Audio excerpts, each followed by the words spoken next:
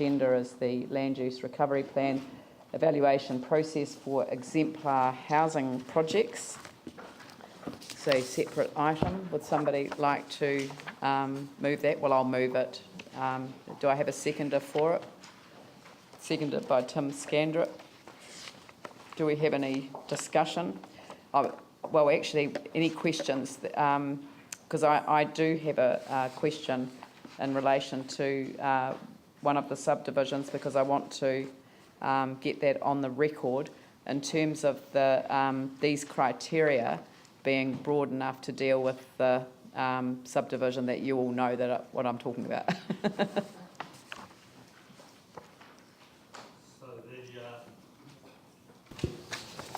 So the point that you raised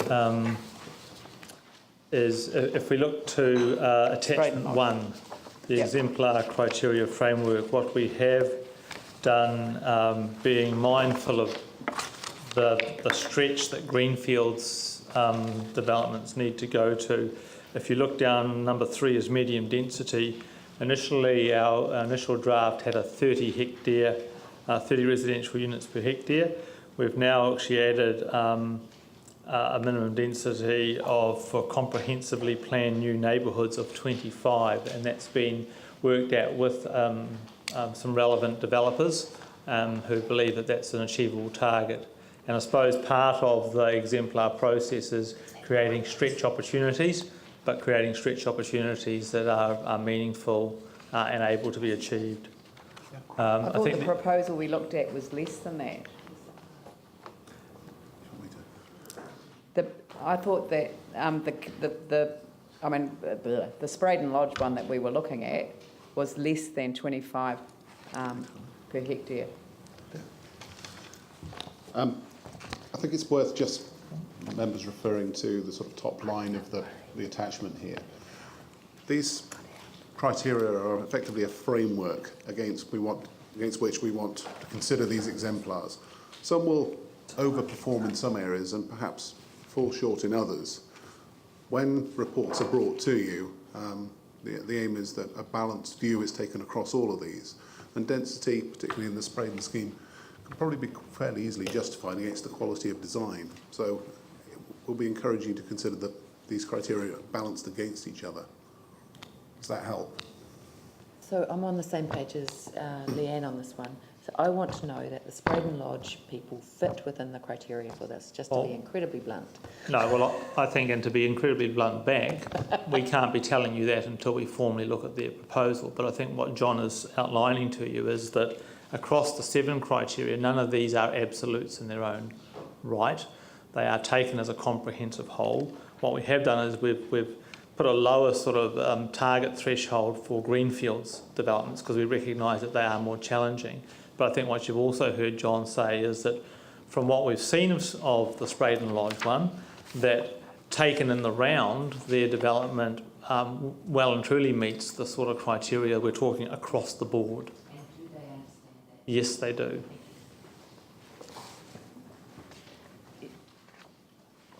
I know that it's, I mean, I totally get what you're saying about not being able to confirm, but it's, you know, and I understand the balance, and you've made that clear, but how do we know that the rest of a project will stack up when it is significantly under the 25? Because I thought it was closer to 15. No. My understanding is that they were talking in the range of 18 to 22. 18 to 22. Okay. So, I mean, that's close. And like I say, there are quality elements we've already seen which would balance that out. But as has been suggested, until we see the full submission, which also, you know, includes elements of affordable forms of housing and that sort of thing, we can't prejudge that, and nor should you, I suggest. And that was the other criteria. At least 1/3 of new homes at or below affordable prices,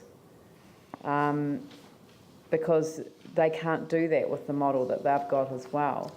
I mean, the thing that concerns me is signing off on criteria that when we know that this development was encouraged to go into this process, and then we write criteria that we know that they don't meet, but say, well, you know, as long as they've balanced on some other criteria, then we're going to let them away with it. They're nowhere near a third of their homes in that category. So there is further work being done by all the schemes. I mean, the difficulty faced in pulling this together in the timeframes we've had is that you have one scheme, Spraden, very well advanced, you know, and it enjoys a good degree of public exposure and you know, implicit support. There are other schemes that have not reached that yet, and I think to set low standards perhaps sends out the wrong signal. We're trying to encourage exemplary development here.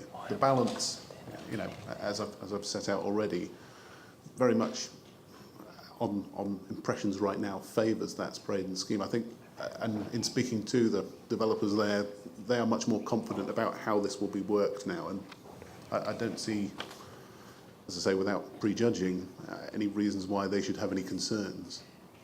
but we do, because if, you know, for some reason, you know, unknown, you went to them in the end and said, I'm sorry, you don't meet the criteria on balance, you just don't quite make it, and they can't adjust for what would it take, then they would quite rightly look at the council and say, you sent us down this path, you asked us to go into this model, you recommended it to us, we've wasted all of this time, we were on a track. I understand they've got a plan change in process anyway, have they? Is that in that area? So they've gone down the track anyway for a fallback position, but you know, the thing is that they could go down that track. This is a better track for them to go into. I mean, I'd rather, if you really want to keep a stretch and a balance approach in here, then can't we approve you know, sort of Spraden lodges, or not Spraden, you know, I mean, we can't approve them carte blanche, but subject to, you know, whatever, but not having to meet these criteria, but because they're at the front end of, or the, you know, that they're at the front end of a new way of thinking about these holistic developments. You know, I'd actually personally feel a lot more comfortable about giving them that comfort from the decision that we're making today than to leave them thinking, God, I hope that it really does turn out that way. Can I just clarify something? Initially, obviously, they were going to be wrapped in through simply the review of the city plan, Yeah. but because of the delays of that, then the exemplar process was identified as another way of them progressing. So, but they did file a plan change as well, because what was holding them up was the development on the front. They had a private plan change which they were pursuing and which was going through the process. But when the council took the decision to review the city plan, that was seen as a faster way of achieving that outcome. Yes, that was the advice they received from us. Yes, and that was absolutely accurate advice at the time. That's right. Unfortunately, things have changed since then. Yes. I suppose I understand the discussion you're raising. I suppose the balance is, how much are we designing a set of criteria around one development versus trying to establish the exemplar process? So I think it would be, as I've said before, wrong for us to give levels of assurance that a particular project, which we haven't seen in absolute detail, can be approved or not. I think the other option is for council to say, actually, for those two criteria, we want staff to go away and review those two criteria further, with a view to, I suppose, making those more broad-based than they currently are. And we'd be happy to go and do that.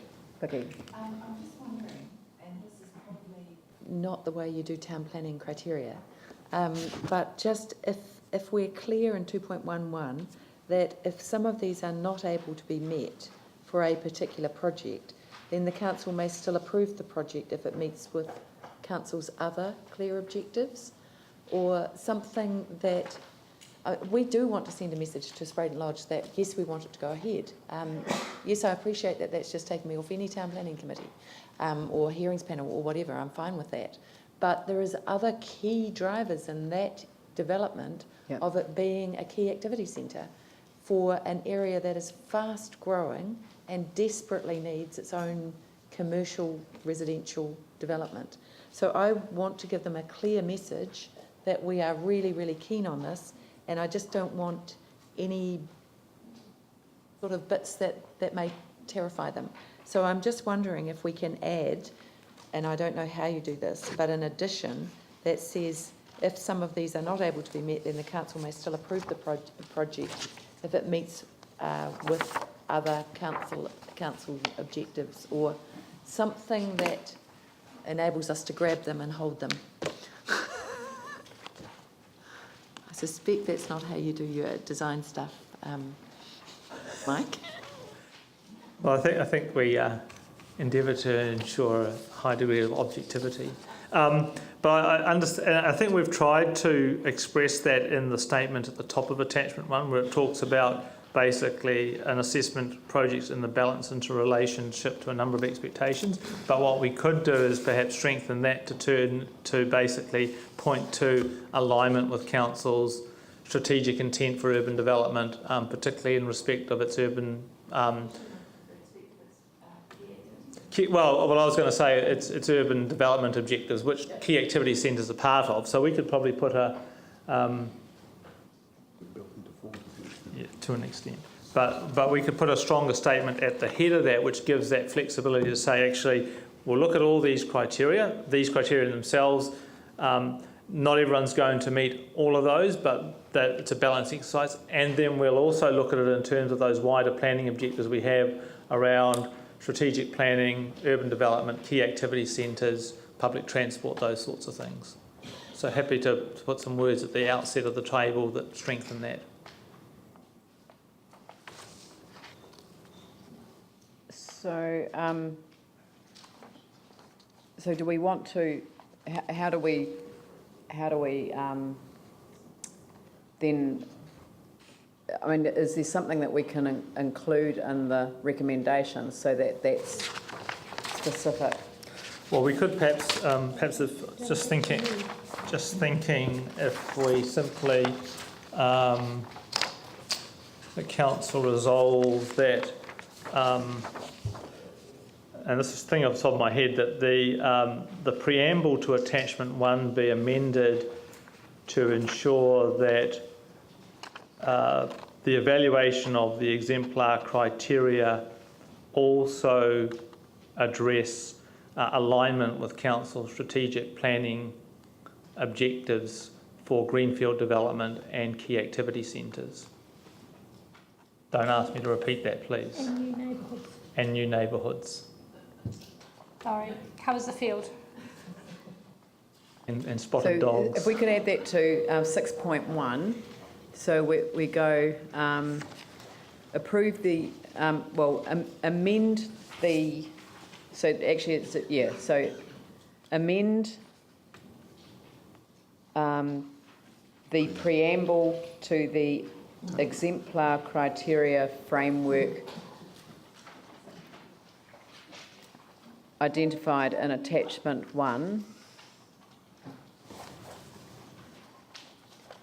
to ensure that in assessing projects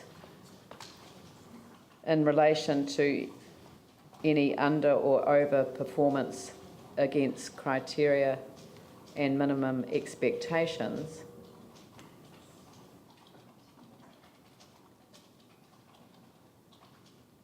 there is an overriding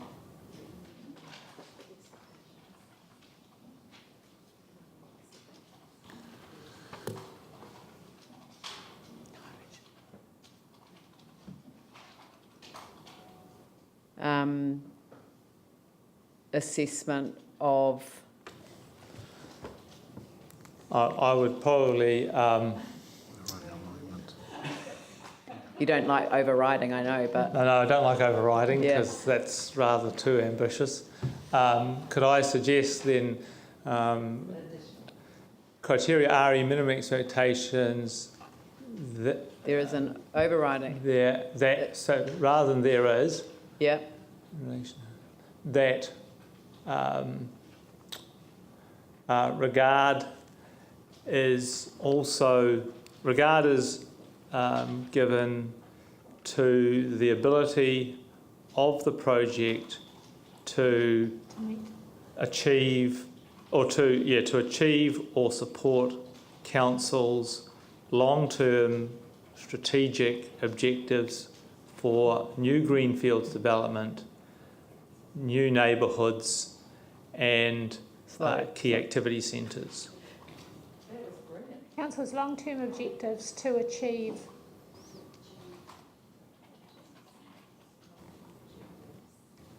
Oh, she's got it.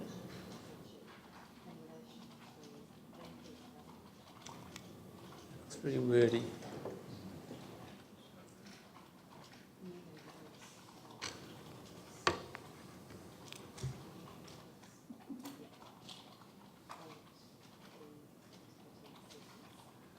to achieve what?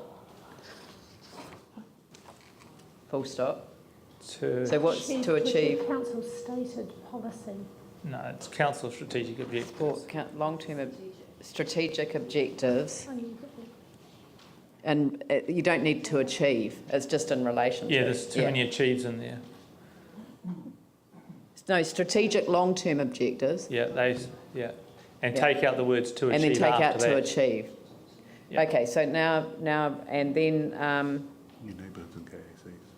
That was one. and then the second part is endorse. Endorse the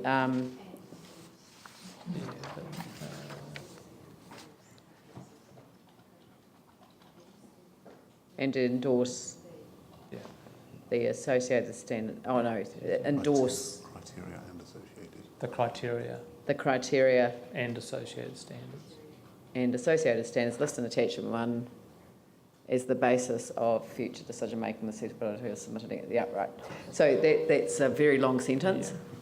So amend the preamble to the exemplar criteria framework identified. Oh, just take out identified to this. So exemplar criteria framework in attachment 1. An attachment 1 of the council report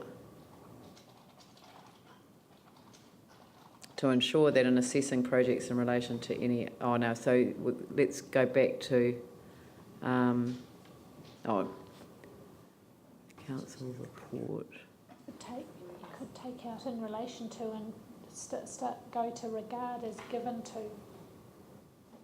To ensure that... Yeah. Well, no, I think we can finish. To ensure that regard is given to the ability of the project. It's wordy, but I think it's workable as it is. Yeah. Okay. All right, sorry. Okay, all right. Okay, so, well, do we want to finish this now, or do we want to... Keep going. Yeah. Okay, so regard is given to the ability of the project. So you were suggesting that we take out all of this further down. So the council's report. So take out to ensure that in assessing projects, blah, blah, blah. And go down to that regard. So to amend the preamble to the exemplar. To ensure so that regard is given to the ability of the project to achieve or support council's strategic long-term objectives in relation to greenfield development, new neighbourhoods and key activity centres, and endorse the criteria and associated standards listed in attachment 1 of the council report. You don't need to put listed in attachment 1 again. Yeah. And take out of the council report. Yeah. Is that all right? Does that work? Right. So is there any discussion? Yep. Yanni. Just so I'm clear, like, I understand our HNZ and CCC ones. I'm not clear about any sort of community consultation that they need to do in terms of places like Shirley. So, you know, is there anything that's, is there any requirement to have some sort of holistic planning? I know it's a little bit awkward because when we've had changes to the LERP since council considered it, and I don't quite understand what changes have been made by government that may have given us a different outcome to what we originally expected, if any. So there's a report in progress that will come to you at the end of the month around the Housing New Zealand exemplars, and we have identified to Housing New Zealand that that report is likely to be on the public agenda, and that they need to ensure that they have undertaken the appropriate consultation with their identified tenants in those exemplar areas prior to. But the consultation falls to Housing New Zealand. This isn't all about council driving these exemplars. They're partnership projects effectively, and they need to play their bit in getting these exemplars over the line. What I'm trying to understand is the exemplar area in Shirley, does that go into, I mean, it just says in the planning provisions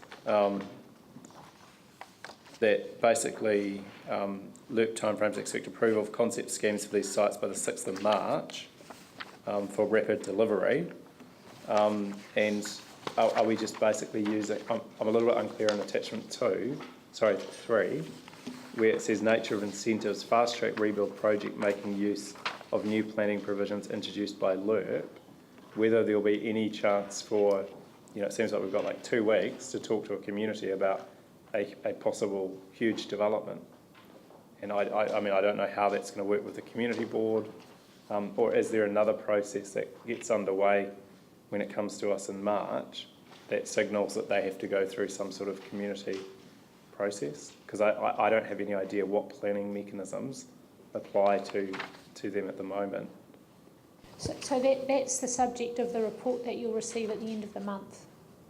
Which will say, here's the planning framework of which they're asked for approval. Well, we make plan, I mean, are we making plan changes at the end of the month? No, we don't. They don't need to make plan changes. The LERP actually enables them to apply to be an exemplar, and then the changes that were introduced through LERP allow them to operate within those criteria.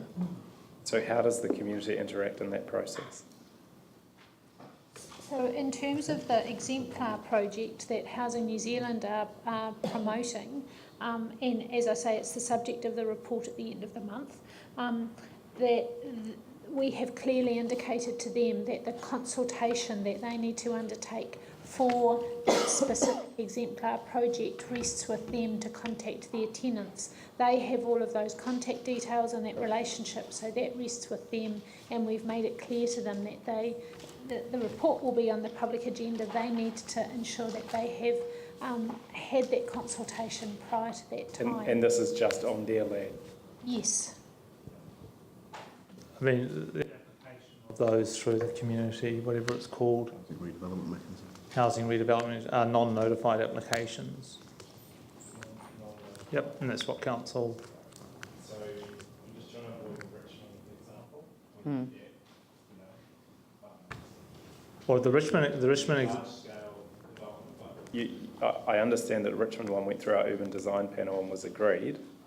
Well, the Richmond one went through a different set of rules. So if you recall, when we talked to you about the community, whatever it's called, mechanism, there were additional standards put in around interface boundaries. And those assessment criteria have been removed. That's what the report we had said yesterday, sorry.